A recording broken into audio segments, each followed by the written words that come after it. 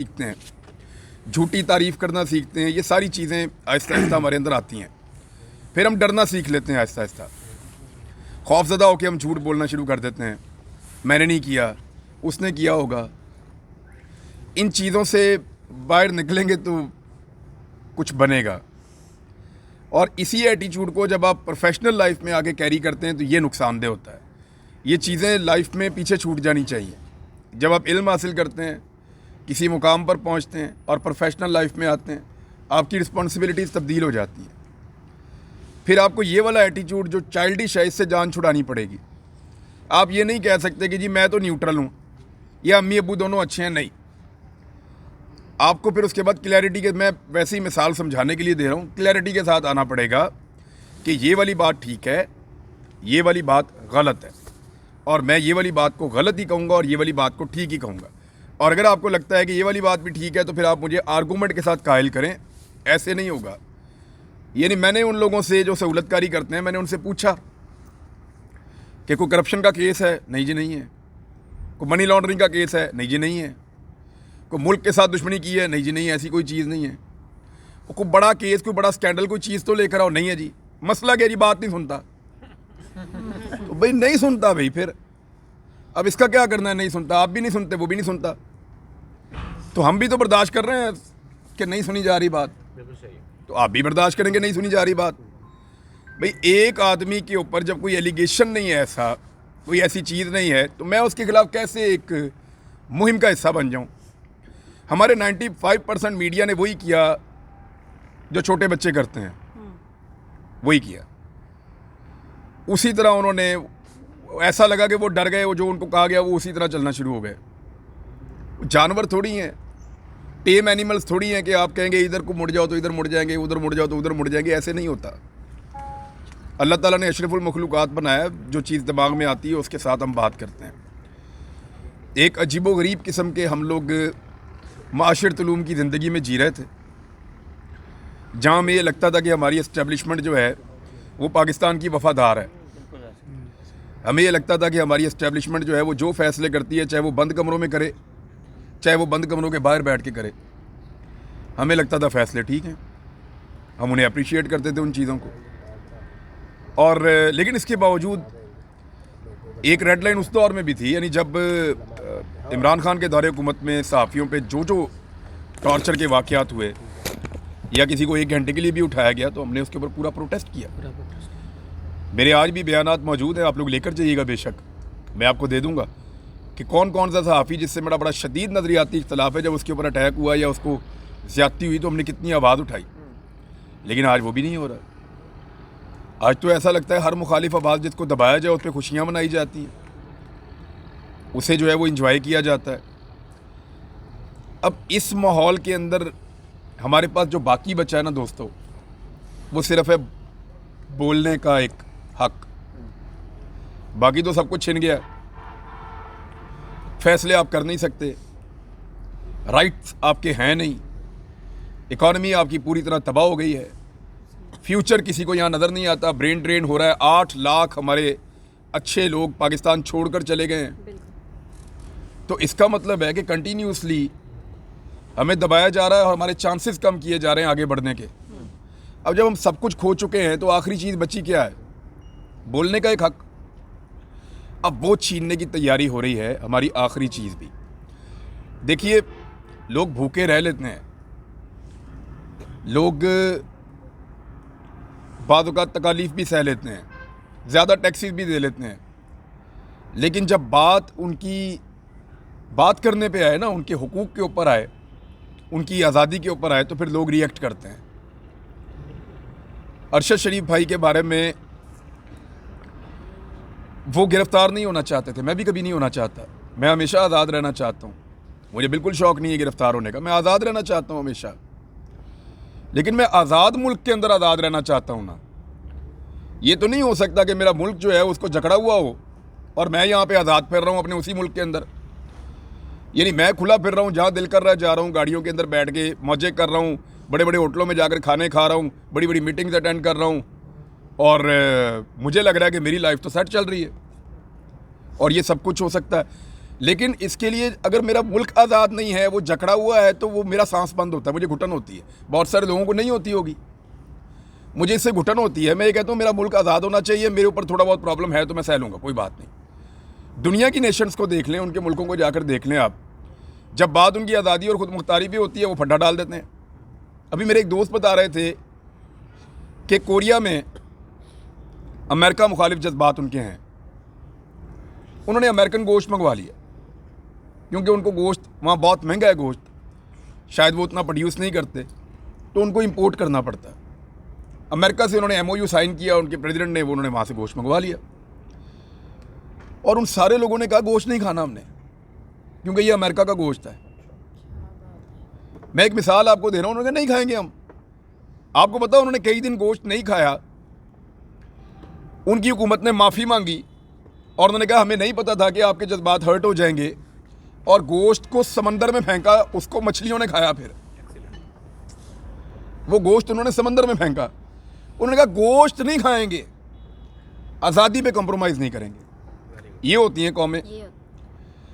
तो मुझे ऐसा लगता है कि मैं अपने बोलने के राइट के ज़रिए से इसके ऊपर बात कर सकता हूँ। देखें, मुझे 10 मार्च को मेरी इमरान खान साहब से मुलाकात हुई, उन्होंने मुझे साइफ़र के बारे में बताया। मुझे वो, जब मैंने इसके बारे में सुना तो मुझे पूरा यकीन था कि इमरान खान साहब ऐसी जुर्रत नहीं कर पाएंगे कि अमेरिका को जवाब दें, क्योंकि आज तक कोई कर ही नहीं पाया था पाकिस्तान में। मुझे पूरा यकीन था ये कैसे करेगा, कोई नहीं कर सका। इमरान खान भी एक पॉलिटिशियन है, एक पाकिस्तानी है, गोश्त का बना हुआ आदमी है, वो नहीं कर पाएगा। इस यकीन के साथ कि वो नहीं कर पाएगा, मैंने फिर भी उससे रिक्वेस्ट की। मैंने कहा खान साहब इसका जवाब ज़रूर दीजिएगा, अगर आपने इसका जवाब ना दिया तो मेरा बहुत बड़ा गिला होगा आपसे, वरना आपको मुझे ये बताना नहीं चाहिए था। अब मुझे क्योंकि ये पता चला कि हमारी बेइज्जती की है अमेरिका ने, तो उनको जवाब ज़रूर दीजिएगा चाहे आपकी हुकूमत चली जाए। तो उन्होंने कहा मैं जवाब तो दूंगा। इमरान खान साहब ने कहा कि मैं जवाब ज़रूर दूंगा। जब मैं वहाँ से निकला तो मेरे साथ राणा साहब थे, वो उधर खड़े हुए हैं।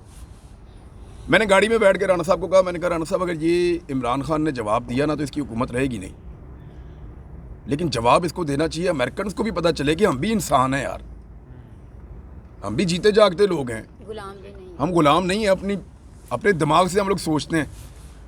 और मैंने उस वक्त अपने आप से ये ऐसा लगता, मुझे प्रॉमिस मैंने किया उस वक्त कि अगर इसने जवाब दिया और इसके साथ ज़्यादती की गई ना तो वो ज़्यादती नहीं होने देंगे, मैं उसके खिलाफ बोलूँगा, मैं उस ज़्यादती के खिलाफ बोलूँगा, ज़्यादती नहीं होने दूंगा अगर इसने जवाब दिया तो। और उसने जवाब दे दिया, क्या बात, इमरान खान ने। क्या बात, क्या बात, क्या बात। अब मेरा ना तो इनकी पॉलिटिकल पार्टी से कोई ताल्लुक है, बहुत सारे इख्तलाफात हैं मेरे, अभी भी हैं। आज बहुत सारे सवाल आते हैं मेरे दिमाग में इनके एक नए अनाउंसमेंट को लेकर। कल मैंने एक इख्तलाफ किया कि आपको APC में जाना चाहिए था, जितने मर्जी बुरे हालात हों, क्योंकि वो APC वो बज़ाहिर चले उनकी नीयत ठीक नहीं है, लेकिन वो कह तो यही रहे हैं ना कि मुल्क के लिए बुला रहे हैं। उन इख्तलाफात के बावजूद इस मामले के ऊपर जब सारा का सारा पाकिस्तान एक तरफ जाकर खड़ा हो गया, क्योंकि एस्टेब्लिशमेंट वहाँ खड़ी थी, तो उस वक्त मुझे ऐसा लगा कि मैंने क्योंकि अपने आप से प्रॉमिस किया हुआ था कि भाई अगर ये इस पर डट गया और खड़ा हो गया और इसकी हुकूमत गिरा दी इन्होंने, तो और उसके बाद इसके साथ जो जो ज़्यादती होगी या इसकी आवाज़ दबाने की जब कोशिश होगी, मैं वो आवाज़ सुनाऊंगा। मैं बतौर सहाफ़ी यही कर सकता हूँ ना। और फिर मैंने देखा कि 95% मीडिया भी उधर चला गया, वो सारे वही करना शुरू हो गए। मेरी ये सिर्फ मेरे मुल्क का मामला है, मेरा नहीं है। मेरा अपना मामला होगा, मैं बड़े आराम से सरेंडर कर दूंगा। मैं तो लड़ाई करने वाला बंदा ही नहीं हूँ, मैं तो झगड़े वाला बंदा ही नहीं हूँ। यहाँ बहुत सारे लोग गवाह हैं, लेन देन के मामले में हमेशा मेरे घर वाले मुझे हमेशा से लेन देन के मामले में या कोई भी बात जब हो रही होती है, किसी चीज़ के ऊपर फैसला हो रहा तो मुझे उठा देते हैं। वो कहते हैं ये सारा कुछ छोड़ के उठ जाएगा। हमेशा यही होता है, हमेशा यही होता है कि जब भी कभी मैं बैठता हूँ तो मैं सारा कुछ हार के उठ जाता हूँ। मुझे उससे फ़र्क ही नहीं पड़ता, वो अल्लाह ताला और देता है। लेकिन मामला ये है कि ये मामला मेरा नहीं है। मैं हर जगह सरेंडर कर देता हूँ अपने ज़ाती मामले में, लेकिन मेरे मुल्क के मामले में मैं नहीं कर सकता हूँ सरेंडर, ना मैं करूँगा। यहाँ मैं कैसे कर दूँ? अब मैं आपको मिसाल देता हूँ। आप ये साहिवाल का एक गांव ले लें, वहाँ का आम आप एक छोटा सा किसी किसान का बच्चा ले लें। आप वो पल के बड़ा होता है ना 25-30 साल की उम्र में, अगर कोई SHO या कोई ASI उसकी ज़मीन पे कब्ज़ा कर देना, वो कब्ज़ा नहीं छुड़ा सकता।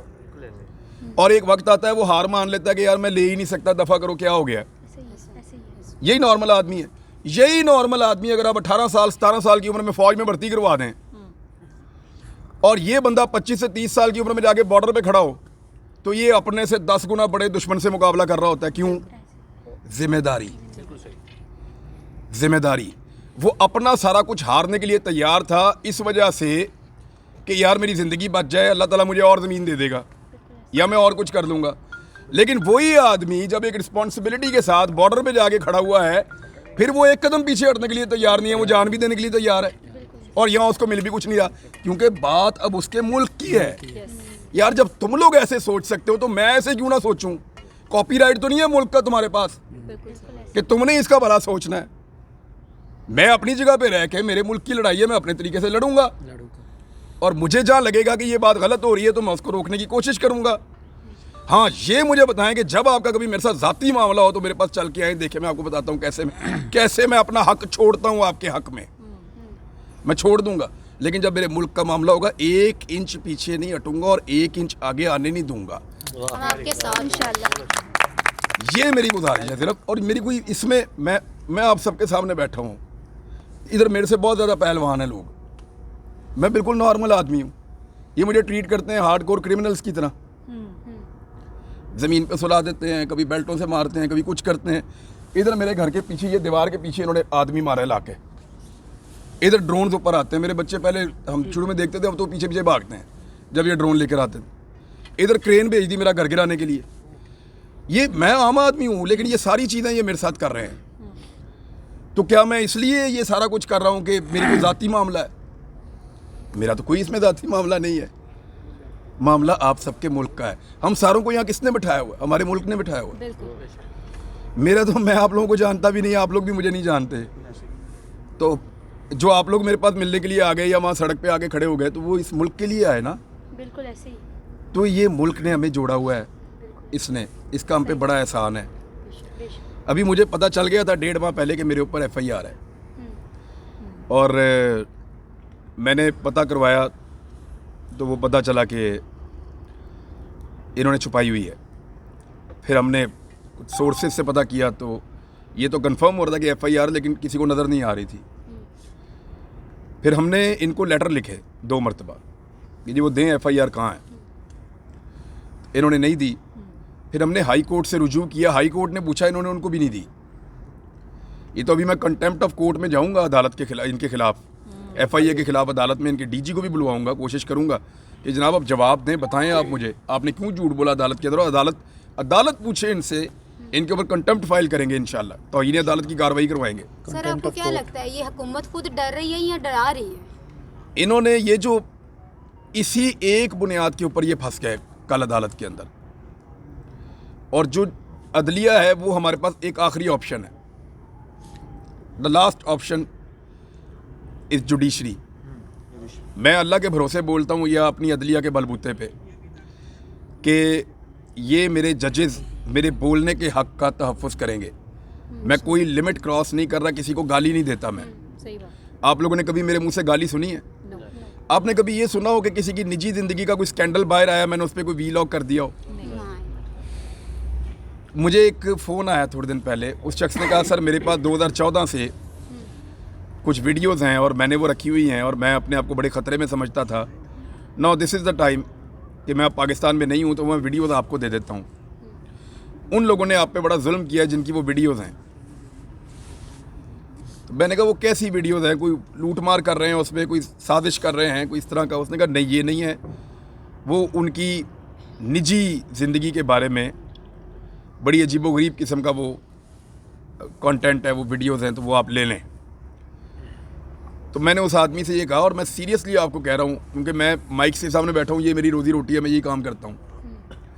मैंने उससे कहा भाई आप इसको डिलीट कर दें, आपने इसको 8 साल तक संभाल के रखा अपने पास, आप इसको डिलीट कर दें। कहाँ होगा?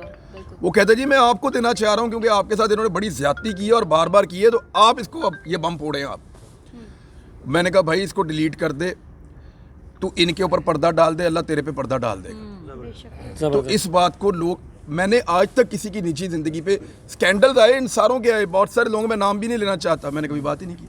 इमरान भाई बताइएगा हल क्या है इन सब का? जो भी मामला चल रहे हैं, सहाफ़ी हर दौर में पकड़ा जाता है, तो कोई प्रॉपर इसका हल तो होगा ना। देखिए सहाफ़ी पकड़े जाते हैं और सहाफ़ी जब भी पकड़ा जाता है वो बोलने पे पकड़ा जाता है। लेकिन मैंने ये नोट किया है कि सहाफ़ियों को पकड़ने में हुकूमतों से ज़्यादा एस्टेब्लिशमेंट का किरदार होता है। इसका क्या मतलब है? अब मुल्क में बोलना छोड़ दें? नहीं बोलना तो नहीं छोड़ सकते ना, वो ज़ोर से बोलना शुरू करो ताकि ज़्यादा सुनाई दे। आज़ादी सहाफ़त पर कब तक जुल्म होगा? ये होता रहेगा साहब, ये तो पूरी दुनिया के अंदर होता है और कवानीन भी बनाए जाते हैं ड्रैकोनियन टाइप के और तशद्दुद भी किया जाता है। फिर जो कुछ मुल्क जिन्होंने सीख लिया वो आगे निकल गए। आप गौर करें, जिन मुल्कों में सहाफ़ियों की हालत बेहतर है वो मुल्क भी बेहतर हैं, बिल्कुल ऐसे सही। और जहाँ पे सहाफ़ियों की हालत बुरी है वो मुल्क भी ऐसे ही हैं, सर, आपके आप सामने है। जब पकड़े गए हैं तो राय साकिब साहब ने बड़ा साथ दिया, आपके पीछे एयरपोर्ट तक गए, सबसे पहले वही थे जो उधर पहुंचे। मुझे एयरपोर्ट पे पता चल गया था कि अब ये मुझे एक और बड़ा मज़े का वाक़या हुआ, मैंने किसी को बताया नहीं अभी। मैं नाम नहीं लूँगा किसी का भी। मैं गया तो एक दोस्त ने कहा सर मैं होता ना उस दिन जिस दिन आपको यहाँ पकड़ लिया था मैं आपको निकाल देता। साथ ही उसके पासपोर्ट में वहाँ आ गया कि मैं फिर मेरा नाम है। मैंने कहा निकाल आप। आपने मुझे कॉल नहीं की सर। अच्छा वो ना उधर उसमें ना वो मैंने ट्वीट कर दिया था और फिर ट्विटर पे मैंने लोगों को, क्योंकि फास्टेस्ट वे है आजकल, उस पर मैंने बता दिया था। मैंने कहा मेरी गिरफ्तारी का पता तो चल जाए कि ये पकड़ना चाह रहे हैं। जब उन्होंने रोका तो मैंने उनसे पूछा, पहले भी मैंने यही पूछा था, मैंने कहा जी मुझे आप बताएं कि मैं क्या जा सकता हूँ या मुझे अब गिरफ़्तार किया जाएगा। तो पहले उन्होंने मुझे कहा था कि आप चले जाएं। मैंने कहा नहीं, आप पहले पूछ लें जो पुलिस है उनसे कि क्या वो मुझे इस केस में गिरफ़्तार करना चाहते हैं। तो उस वक्त वो ननकाना साहब का मुकदमा था जिसमें मुझे रोका था। तो ननकाना पुलिस को उन्होंने फ़ोन किया, उन्हें नींद आ रही थी, उन्होंने कहा जी हमने नहीं आना, इनको घर भेज दें। मैं घर चला गया। इस दफ़ा जब उन्होंने फिर रोका तो मैंने कहा जी आप पूछ लें किसका है, उनके FIA का। मैंने कहा उनसे पूछ लें कि मैं घर जाऊँ या मुझे गिरफ़्तार करना है तो फिर मैं इधर ही बैठा हूँ। मैं वो साथ ही एक उनकी जगह थी वहाँ जाके बैठ गया। तो थोड़ी देर बाद उन्होंने मुझे कहा जी वो आ रहे हैं, तो मैं समझ गया कि फिर वो आप गिरफ़्तार करेंगे। उन्होंने बेचारों ने काफ़ी टाइम लिया, वो कभी ऊपर राब्ते कर रहे थे, कभी यहाँ कभी वहाँ, वो फ़ैसला बड़ी मुश्किल से वो कर पाए कि गिरफ़्तार करना है या नहीं करना। जब वो आए तो मैंने कहा जी मुझे FIR दिखा दें। वो FIR लेकर आए, उन्होंने मुझे दिखाई, मैंने उसको पढ़ा तो मैंने कहा जी बिल्कुल ये मैंने कहा है, इसको मैं ओन करता हूँ। और फिर मैंने उनसे कहा, मैंने कहा जी ये 24 घंटे नहीं टिकेगी अगर अदालत ने मुझे इंसाफ दिया तो। ये कैसे? मैंने कहा जी ये बहुत ही फजूल FIR आपने बनाई है, इसका 5 मिनट में पोस्टमार्टम हो जाएगा, ये किसी काबिल नहीं है। मैंने कोई ऐसी बात नहीं की जिस पे कोई आइन की, कानून की कोई एक भी दफ़ा लगती हो कि मैंने उसकी खिलाफ वर्जी की है। तो लेट्स सी, मैं उनके साथ चला गया और उसके बाद फिर आपने देखा अदालत में जो हुआ। क्योंकि हमने पहले इनसे बार बार पूछा कि कोई FIR है तो बताएं, मैं उसको फेस करना चाहता था तभी तो पूछ रहा था। फिर मुझे एक और चीज़ पता चली जिसका मुझे काफ़ी दुख है, मुझे बड़ी तकलीफ़ हुई इस बात की। हम पिछले दिनों, आप सबको याद होगा, हम कर रहे थे फ्लड इफेक्टीज़ के लिए मदद कर रहे थे। लोग हमें पैसे भी दे जाते थे, लोग हमें सामान भी दे जाते थे। सैकड़ों ट्रक भर के हमने सामान के भिजवाए यहाँ से। कितने ही लोगों के हमने घर बनाए, बेशुमार सैकड़ों। वो घर सारे अभी बने हुए हैं। हमने नहीं बनाए, अल्लाह रब्बुल इज़्ज़त ने बनाए और लोगों ने बनाए हैं जिन्होंने उनको इमदाद भेजी थी। ये उस पर भी केस बनाने के चक्कर में थे कि कोई ऐसा चक्कर चलाओ, इस पे केस बना दो। एक हद है, आप इस मुल्क में लोगों की मदद भी नहीं कर सकते। और मैं आज आप सबके सामने फ़ख्र से कह सकता हूँ कि उस सारी डोनेशन में सबसे बड़े डोनर मेरे अब्बू हैं। जितने लोगों ने डोनेशन की सबसे बड़े डोनर मेरे अब्बू हैं।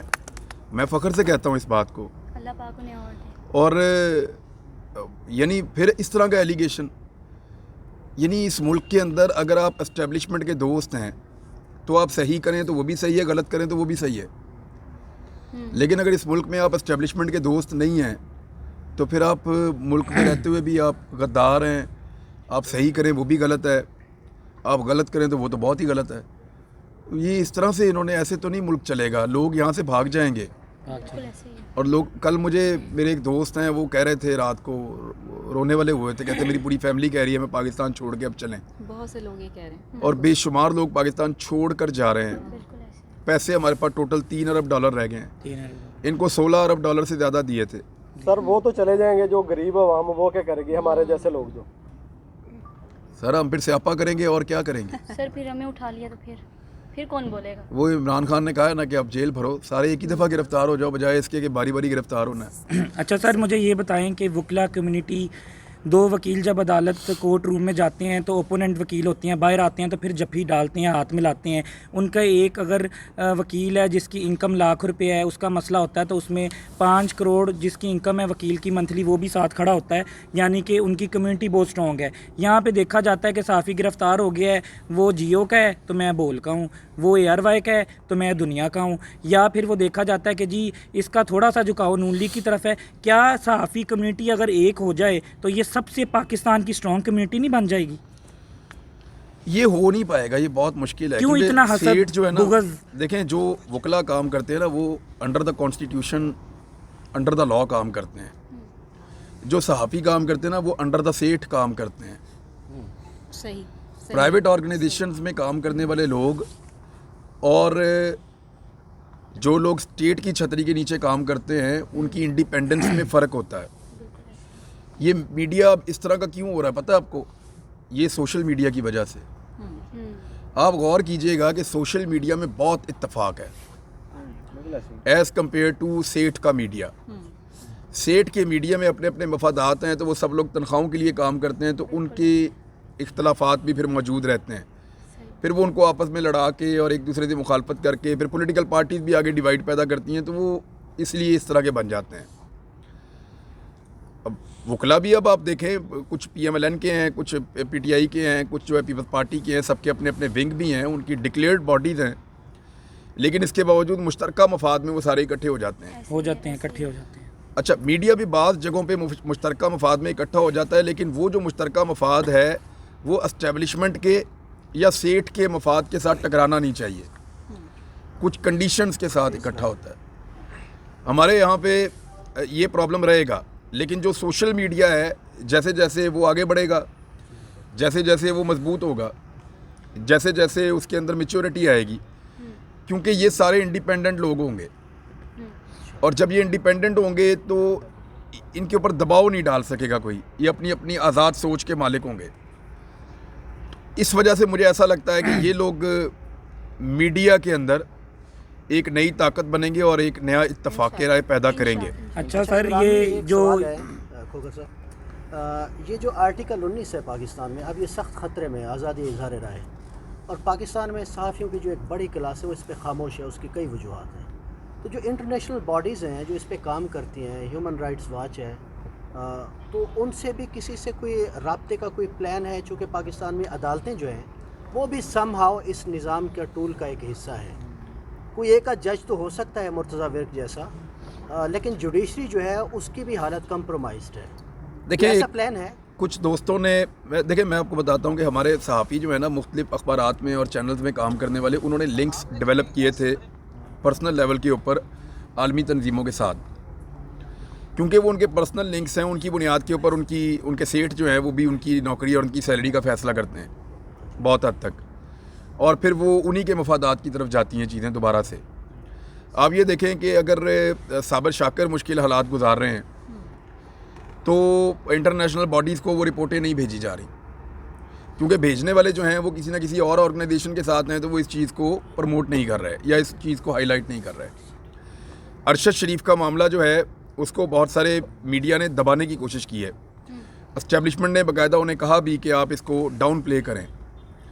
अभी मुझे एक सहाफ़ी मिले इस्लामाबाद में, उन्हें FIA ने नोटिस भेजा थोड़े दिन पहले, उनको बुलवाया और बुलवा के FIA ने कहा कि आप अरशद शरीफ का नाम लेना और उनके बारे में जो आप कवरेज करते हैं वो करना आप बंद कर दें। उन्होंने कहा जी कि मैं तो सिर्फ उनके बारे में ख़बरें देता हूँ, और उनकी कहते जी आप वो बंद कर दें। उनके ऊपर दबाव डाला गया, उनको नोटिस देकर 2 मरतबा बुलवाया गया। अब ये जो चीज़ें हैं ये एक्चुअली ये साबित करती हैं कि जो इंटरनेशनल बॉडीज़ हैं उनके साथ हमारे जिन लोगों का राब्ता है ये उनके मूड पे या उनके मफाद पे डिपेंड करता है कि वो उन तक चीज़ें पहुंचाएं या ना पहुंचाएं।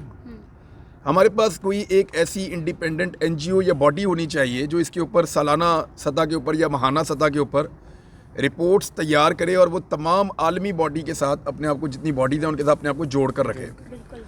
अभी एक इस्लामाबाद में प्रोग्राम हुआ था जिसमें मैं गया था, मैंने बात भी की थी उसमें। अवेयरनेस फाउंडेशन वाले जो हैं वो लोग ठीक काम कर रहे हैं। उन्होंने एक रिपोर्ट तैयार की जिसमें उन्होंने हर नुक्ता नज़र से ताल्लुक़ रखने वाले जो सहाफ़ी हैं, यानी वो जिनका नुक्ता नज़र पीडीएम को सपोर्ट करता है या सूट करता है, वो जिनका नुक्ता नज़र पीडीएम को सपोर्ट या सूट नहीं करता, वो जो एस्टेब्लिशमेंट के प्रो हैं, वो जो एस्टेब्लिशमेंट को आजकल उनका नुक्ता नज़र सूट नहीं करता, उन्होंने उन तमाम का डाटा इकट्ठा किया। जिसने भी जिस सूरत हाल का भी सामना किया, वो तमाम चीज़ें उन्होंने इकट्ठी करके उसमें कंपाइल करके 100 से ज़्यादा केसेस उन्होंने उसमें लगाए हैं और अब वो आलमी इदारों को भिजवा रहे हैं। मेरे ख्याल में ये एफ़र्ट अबू बकर भाई होनी चाहिए, और ये जो एफ़र्ट होगी, इस तरह की 1-2 और तंजीमें आ जाएं, ये भी काम करते रहें, डाटा कलेक्शन होती रहे, तो शायद एक नए तरीके से पाकिस्तान को ये समझाने में दुनिया को आसानी रहे कि हमारे यहाँ पे एक्चुअली हो क्या रहा है। इमरान भाई, ये शेख रशीद के केस में देख रहे हैं कि सिंध में मुकदमा दर्ज हो जाता है, सिंध की पुलिस इस्लामाबाद के शेख रशीद को ढूंढ रही होती है। पहले भी पीटीआई की गवर्नमेंट रही है केपी में, पंजाब में, कभी ऐसा नहीं हुआ कि जरदारी पे यहाँ पे मुकदमा और यहाँ की पुलिस कोई सिंध के किसी लीडर को उठाने गई हो। तो इसको आप कैसे देख रहे हैं इस तरह का? ये मामला जो है ना, सर्वाइवल का है। पाकिस्तान की एस्टेब्लिशमेंट का सर्वाइवल ख़तरे में है, पाकिस्तान की जो पॉलिटिकल एलीट है उनका सर्वाइवल ख़तरे में है। वो सब अब कुचल के ख़त्म करना चाहते हैं उस सोच को और उस ताकत को जो उनके रास्ते में रुकावट डाल रही है। आप गौर कीजिए कि इमरान खान के 3.5 साल में कोई एक आप ऐसा पॉलिटिकल आदमी बताएं जिसके मुंह पे काला कपड़ा डाला गया हो, याद है आपको किसी को? कोई एक ऐसा बताएं जिसको हथकड़ियों के अंदर ऐसे घसीटा गया हो, याद है किसी को आपको? कोई एक आप बताएं जिसको नंगा करके मारा गया हो, कोई एक आप बताएं जिसको करंट लगाया गया हो, कोई एक आप बताएं जिसकी फैमिली को उसकी पिक्चर्स या तस्वीर बनाकर भेज दी गई हो, कोई एक आप ऐसा बताएं जिसको नंगा करके उसकी वीडियो बना ली गई हो। यानी ये सारा कुछ आपने अभी देखा है, उन 3.5 सालों में आपने ऐसा एक भी मंजर नहीं देखा। वो लोग जो गिरफ़्तार होते थे वो होते थे करप्शन के और मुल्क लूटने के इल्ज़ामात में। ये जो गिरफ़्तार होते हैं इस वक्त गिरफ़्तारियाँ बोलने के इल्ज़ामात में कि ये क्यों कहा, वो क्यों कहा। ये तो वो होता है ना, वो पुप्पो वाली लड़ाइयाँ जो हैं कि तू मैनू ऐ क्यों किया, पहले उन्होंने किया सी फिर उसने कहा। ये उन लड़ाइयों के ऊपर गिरफ़्तारियाँ हो रही हैं जिनके ऊपर कोई तवज्जो भी नहीं देता। यानी ये उसने ये कह दिया, उसने ये कह दिया, उसने वो क्यों कहा, उसने ये क्यों कहा, इनके ऊपर गिरफ़्तारियाँ हो रही हैं। इसके अंदर कोई सॉलिड क्रिमिनल केसेस नहीं है ये कि जिसके अंदर उसने उसको मार दिया या उसने गोली चला दी या उसने मनी लॉन्ड्रिंग कर दी या उसने मुल्क लूट लिया या उसने कोई गद्दारी कर दी या उसने कोई चीज़ बेच दी। वो नहीं है, इसके अंदर वो सारा कुछ नहीं है। ये सिर्फ़ और सिर्फ हथकंडे हमने अभी देखे हैं, और मैंने वो लॉकअप देखे हैं जिनके अंदर इनको स्पेशली शरीफ ख़ानदान को रखा जाता था। VVIPs हैं। हम चाहेंगे कि मेरा इस घर के अंदर बेडरूम ऐसा नहीं है जैसी वो जगह थी जहाँ मरीम नवाज़ को रखा था।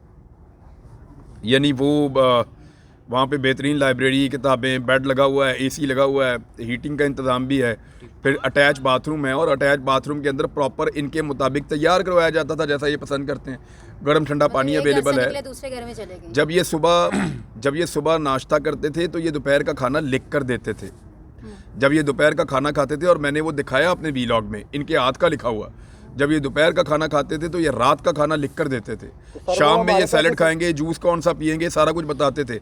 फिर वहाँ पे चहलकदमी वाला इनका एक एरिया डिफाइन होता था, रोज़ाना निकाल के इनको 1-2 घंटे की चहलकदमी करवाई जाती थी।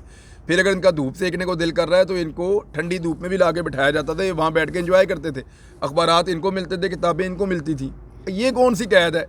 अब एक तरफ वो वाली कैद है, वो कहते नहीं हम रोए ही नहीं, एक तरफ ये वाली कैद है जब मिनट बाद चपेड़े पड़ती हैं, कभी मुंह के ऊपर कपड़ा डाल देते हैं, कभी कोई बेल्टें मार रहा है, कभी इधर घसीट रहा है। और वो शेख रशीद जैसे आदमी को, बूढ़ा आदमी है 70-75 साल का, उसे खींचने उसको ऊपर से धक्का लगा, वो सीधा आके गिरा है और उसका वो पाँव मुड़ गया। वो जिस पुलिस वाले के ऊपर वो गिरा तो वो पुलिस वाले ने उसको पकड़ा, वहीं पे तस्वीर लेके कह दिया लो जी शेख रो पे है। अब ये क्या चल रहा है? और देखें वो आदमी जिसको इस मुल्क से तरस खा के बाहर निकाला, पाकिस्तान की नहीं दुनिया की तारीख में सिर्फ एक ऐसा कैदी है जो सज़ा काट रहा था, उस पर तरस खा के उसको निकाल दिया बाहर। और तो कोई नहीं है। कोई एक मिसाल मुझे दें किसी को तरस खा के पाकिस्तान से बाहर निकाल दिया हो या दुनिया से बाहर किसी मुल्क ने दूसरे मुल्क में भिजवा दिया हो। तो ये एक आदमी था जिसको तरस खा के बाहर निकाल दिया। वो आदमी आज वहाँ से बैठ के ताने दे रहा है कि जनाब ये रुलाने का कहा था। हद हो गई वैसे। यानी आपका तो ताना देना नहीं बनता, आप तो 3.5 साल से भागे हुए हैं। आपका ताना देना इसलिए नहीं बनता कि आपको तो तरस खा के बाहर भेजा था। वेरी अनफॉर्चुनेट, लोग अपना माजी भूल जाते हैं और उन्हें याद नहीं रहता कि वो किन हालात से गुजरे हैं, लेकिन वो जिन हालात से गुजरे हैं उसके लिए वो रिस्पॉन्सिबल थे। मुल्क को लूटने में और अपने मुंह से कुछ बोलने में ज़मीन आसमान का फ़र्क होता है। सर ये जो यंग जर्नलिस्ट हैं इनके बारे में बताइए जिन्होंने अपना मुस्तकबिल सहाफ़त से जोड़ के रखा हुआ है और अपना ओढ़ना बिछोना बनाया हुआ है। देखें, 2-4 लोगों के ऊपर बहुत ज़्यादा रिस्पॉन्सिबिलिटी है। एक तो वकला पे बहुत ज़्यादा रिस्पॉन्सिबिलिटी है। वकीलों को रूल ऑफ लॉ के लिए और अदालतों को मज़ीद ताकत देने के लिए वकला को इकट्ठे होकर खड़ा होना होगा। हमारे जजेस स्पेशली लोअर जुडिशरी में बड़े शानदार फ़ैसले कर रहे हैं। जहाँ जहाँ ये मुझे लेकर गए, मुझे वहाँ अदालतों से इंसाफ मिला। अदालतों ने रद्दी की टोकरी में डाली FIR उठा के, फिर ये अगली जगह ले जाते थे कि भाई ये क्या FIR काटी है आपने, ये जुर्म बनता ही नहीं है, उठा के फेंक दी उन्होंने। 4-4 5-5 घंटे प्रोसीडिंग हुई है एक अदालत के अंदर। ये सारा कुछ मैं देख के आया हूँ। तो वकला जितना ज़्यादा इकट्ठे होकर हिम्मत बढ़ाएंगे उतनी ज़्यादा अदलिया की और जुडिशरी की हिम्मत बढ़ेगी। अदलिया को उन्होंने पहले आज़ाद करवाया था एक डिक्टेटर से, और अभी फिर माहौल उससे मुख्तलिफ नहीं है। अदलिया को मुकम्मल तौर पे मजबूत करें और ये वकला के कांधों पे ये जिम्मेदारी है। आज़ादी इजहार राय के लिए सहाफ़ियों की बहुत बड़ी रिस्पॉन्सिबिलिटी है। और कुछ भी हो हमें अपनी इख्तलाफात के बावजूद जब किसी दूसरे को मार पड़े तो उसी तरह आवाज़ उठानी चाहिए जैसे मैं भी उठाता था। बिल्कुल ऐसे। अभी हमारे बहुत सारे दोस्त एंजॉय करते हैं जब कोई हम में से गिरफ्तार हो जाता है बिल्कुल ऐसे। लेकिन जब वो उनके साथ कुछ हुआ था तो हमने उस पर प्रोटेस्ट किया था। हमने उसके ऊपर जो है वो बयानात जारी किए थे और उसको कंडेम किया था, और यही करना चाहिए। कल आपके लिए हमारी तंजीम में से TLP के लोग, नून लीग के लोग और PPP के लोग सहाफ़ी थे, वो आपके लिए सिर्फ आए थे हमारे साथ कि नहीं हम इनके साथ खड़े हैं। सर देखें, बात सहाफ़ियों की है ना, बोलने की बात है। देखें, जिस दौर में ये मुतीउल्लाह जान साहब के ऊपर अटैक हुआ, उनको उठा लिया गया, शाम तक उनको फिराया गया, शाम को छोड़ दिया गया, उनको खौफज़दा करने की कोशिश की गई। मैंने उसमें वीलॉग किया था और मैंने रिस्पॉन्सिबल ठहराया था इस गवर्नमेंट को, उस वक्त की जो गवर्नमेंट थी, कि ये अगर एक सहाफ़ी महफूज नहीं है तो फिर कौन महफूज है।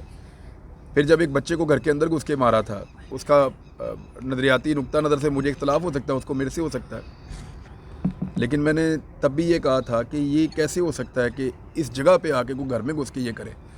जब अफसार आलम को गोली लगी थी तो तब मैंने ये कहा था कि अगर इदारे, पाकिस्तान की इंटेलिजेंस एजेंसीज जो क्लेम करती हैं कि दुनिया के नंबर 1 हैं वो लोग अगर इस बंदे को नहीं पकड़ सकते जिसने अफसार आलम पे गोली चलाई है, तो फिर ये इल्ज़ाम अपने ऊपर ही लगा रहने दें। इसी में इनकी इज्जत है कि अगर अफसार आलम पे गोली चला के एक आदमी इस्लामाबाद के उस पोश एरिया से निकल के गायब हो जाता है और पाकिस्तान की एजेंसियों पे इल्ज़ाम आता है और वो उस आदमी को पकड़ नहीं सकती, तो फिर इल्ज़ाम ही अपने ऊपर ले लें, ये ज़्यादा अच्छी बात है। तो इस लेवल पे हम लोग तनकीद करते रहे, बात करते हैं। अहमद मीर के मामले में जब अहमद मीर का प्रोग्राम बंद हुआ तो मुझे इख्तलाफ था जो बातें उन्होंने की थी। हामिद मीर साहब के हवाले से मैं क्वेश्चन करने लगी थी भी आपसे। मुझे इख्तलाफ था जो उन्होंने बातें की थी, काफ़ी जगह पर उन्होंने ये बात, लेकिन अहमद मीर ने अपने मुंह से ये क्लेम किया, अपने मुंह से, और उन्होंने ये कहा अहमद मीर साहब ने कि मेरा प्रोग्राम इमरान खान बंद ही नहीं कर सकता, उसकी क्या ज़रूरत है। मेरा प्रोग्राम तो बंद किया ताकतवर हल्कों ने, किसी और ने, और जब उनसे डील हो गई तो कहना शुरू हो गए कि मेरा प्रोग्राम बंद किया इमरान खान ने। यार अब ये तो ना करें आप, अब आपने अपना वो बदल ही लिया, आपने मौक़िफ़ भी बदल लिया। यानी आप पहले दिन से, अभी मैं शुक्रगुजार हूँ उनका, उन्होंने वो मजम्मत की है ट्वीट के अंदर के जो गिरफ़्तारी हुई है, इसकी मैं मजम्मत करता हूँ। लेकिन मेरी जान एक दिन ख़तरे में इसी शख्स ने डाली थी। एक PMLN ने एक मेरा क्लिप बनाया था जो 1-1.5 महीने के फ़र्क से था, और उसमें ये साबित करने की कोशिश की कि मैं कोई तहरीक लब्बैक के ख़िलाफ़ कोई तौहीद रसालत के मामले में मेरा कोई मौक़िफ़ गलत है। सियाको सबाक से हटा के एक उधर से चीज़ उठाई, एक उधर से उठाई, वो अजीबोगरीब तरीके से मिलाई और उसको साबित करने की कोशिश की कि ये ऐसे हो गया। मैंने उसको फिर वीलॉग के अंदर चीज़ों को बताया था कि एक्चुअली ये तो मैं साथ साथ ही एक वीलॉग अब किया, एक 4 दिन बाद किया, तो इससे क्या फ़र्क पड़ता है। और जिस दौर की ये बात कर रहे हैं उस दौर में मैं वीलॉग ही नहीं करता था। तो वो जो PMLN ने उसको बनाया, उन्होंने इधर उधर उसको फैलाने की कोशिश की, जब नहीं फैला तो वो अहमद मीर को दिया गया, अहमद मीर ने उसको ट्वीट कर दिया। मुझे सुबह से लेकर शाम तक 70 धमकियाँ आई, लगभग 70 के करीब धमकियाँ आई। 70 तक मैं गिनता रहा, उसके बाद फिर मैंने गिनी नहीं। मुझे इतनी धमकियाँ आई कि मुझे जान से मार देंगे।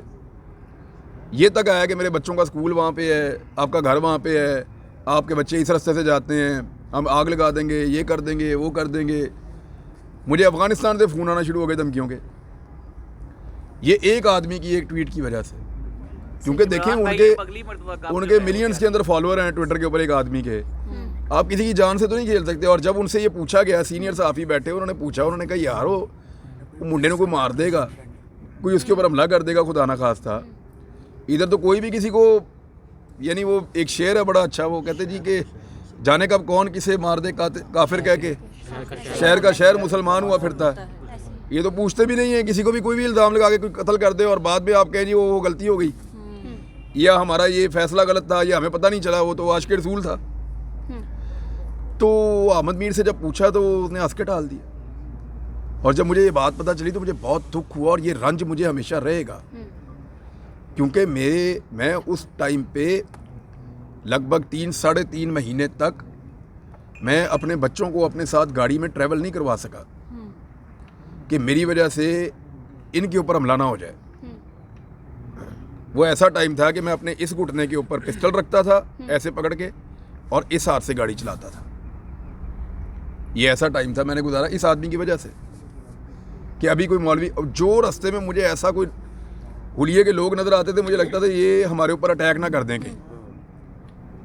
मुझे अपनी कम वसाइल के बावजूद उस दौर के अंदर मुझे अपनी सिक्योरिटी को भी इन्हांस करना पड़ा। इस आदमी ने ऐसी मुश्किलात पैदा कर दी थी मेरे लिए। अब मुझे आप ये बताएं कि ऐसी हरकत करने के बाद वो बंदा शर्मिंदा भी ना हो। हालांकि उससे पहले इन्होंने मेरे बारे में एक ट्वीट किया, मैंने इनको फ़ोन किया, मैंने उनसे पूछा था, मैंने कहा जी आपको इस बारे में पता है बात का? उन्होंने कहा जी नहीं। मैंने कहा जी असली बात ये है। ओहो, चले मैं उसको डिलीट कर देता हूँ। मैंने कहा ये रहने दें आप। मैंने कहा अब आप ये कीजिएगा, मैंने कहा जी अब आप ये कीजिएगा कि आइंदा मेरे बारे में कोई चीज़ आए तो मुझे पूछ लीजिएगा, मैं आपसे दूर नहीं हूँ, एक टेलीफोन कॉल पे हूँ, मुझे पूछ लीजिएगा। और उन्होंने मेरे से वादा किया मीर साहब ने कि वो आइंदा पूछेंगे, लेकिन फिर भी उन्होंने ये ट्वीट किया टेरेबल लिख के। वो ट्वीट एक्चुअली वो वक्त तो गुजर गया, वो वक्त गुजर गया, वो तकलीफ भी मैंने उठा ली, लेकिन वो जो चोट एक लगी है ना वो मेरे साथ ही रहेगी। अब उसका मुदावा कैसे होगा? तो ये हमें इस बात का ख्याल रखना चाहिए कि हम किसी की जान कैसे ख़तरे में डाल रहे हैं। यानी अभी इमरान खान के बारे में PTV के ऊपर बाकायदा चलाया गया और उसमें इस तरह का वो बनाया गया तासुर कि जैसे खुदा न खास्ता ये बंदा कोई जाली नबूवत का दावा कर देगा, और इन सारों ने सोशल मीडिया में उठा के उसको डालना शुरू कर दिया धड़ाधड़। ये हम क्या कर रहे थे? क्या एहसन इकबाल के बाजू पे गोली लगी, पूरे पाकिस्तान ने मजम्मत नहीं की? क्या उसकी इमरान खान ने खुद मजम्मत नहीं की? क्या उसकी शेख रशीद ने मजम्मत नहीं की? सब ने की थी। लेकिन यहाँ ये लोग मजाक बनाया हुआ उन्होंने कि जी वो गुमराह कर रहे हैं, दीन के ख़िलाफ़ जा रहे हैं, तौहीने मज़हब लगा दी किसी के ऊपर, 95C के मुकदमे हो रहे हैं। ये एक्चुअली मुझे ऐसा लगता है कि जो एस्टेब्लिशमेंट है उन्हें उनके कॉर्पोरेट इंटरेस्ट इतने बड़े बड़े हैं, इतने बड़े बड़े हैं कि उन इंटरेस्ट की वजह से वो अब ये बैटल लूज़ नहीं करना चाहते। इमरान भाई, ये यहाँ पे एक छोटी सी बात, जजेस दलेराना फैसला नहीं कर सकते क्योंकि उनकी फ़ाइलें बनी होती हैं, सहाफ़ी कंप्रोमाइज़ कर जाते हैं क्योंकि उनकी फ़ाइलें बनी होती हैं। तो नौजवानों को बताएं कि फ़ाइलें बनने से कैसे बचा जाए और ये बनती कैसे हैं, ये थोड़ा सा बता दें ताकि वो जो है वो फाइल ना बने। हाँ जी देखें आप कंप्रोमाइज़ करेंगे आपकी फ़ाइल बन जाएगी।